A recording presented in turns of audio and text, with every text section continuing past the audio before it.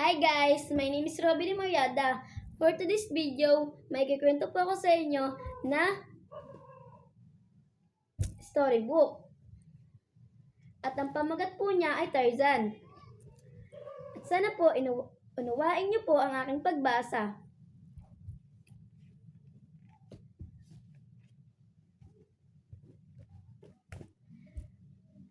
Guys, makinig po kayo sa aking babasahin.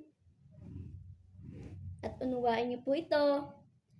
Sa bundok lumaki si Tarzan. Inaruga siya ng isang inang unggoy nang bumagsak sa bundok ang nilululo ng helicopter ng pamilya niya. Nagkaisip si Tarzan na ang buong akala niya ay isa rin siyang unggoy tulad ni Bamboo. Mabait siya sa mga hayop. Si Tarzan, marami siyang mga kaibigan pero ang pinakapaborito niya ay si Boji, isang batang elepante.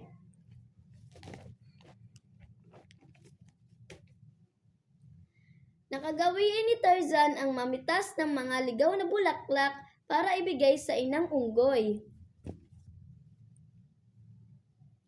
Nakakita si Tarzan ng kakaibang ibon. Namangha siya nang makitang may mga taong galing dito.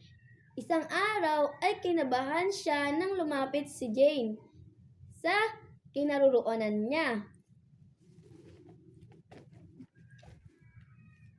Nagulat si Jane nang makita si Tarzan. "Hi!" bati ni Jane. Natuklasan ni Jane na hindi marunong magsalita si Tarzan. Ikinuwento ni Tarzan si Jane kay Bamboo. Sumama ito para makita si Jane. Natuwa si Jane nang makita si Bamboo. Naging magkaibigan din sila. Matiyagang tinuruan ni Jane na magsalita si Tarzan kapag naglalaro sila kasama sina Bamboo at Boji. Natutong magsalita si Tarzan. Kinumbinsi ni Jane at ng ama nito si Tarzan na sumama sa kanila. "Hindi ka nababagay dito," ang sabi ng ama ni Jane. Hindi kayang iwan ni Tarzan si Bamboo, si Boji at ang inang unggoy. "Hindi ako sasama," sabi niya. Saka niyakap ni Bamboo. Nagulat si Tarzan nang malamang hindi sumama si Jane sa ama. "Nagpaalam ako sa kanya na dito muna ako at pumayag naman siya," sabi ni Jane.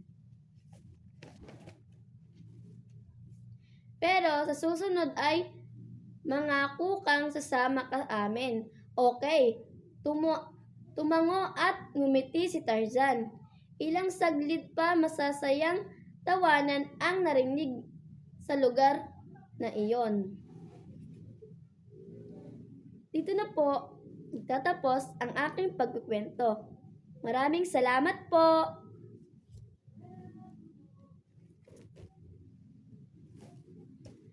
Maraming salamat po!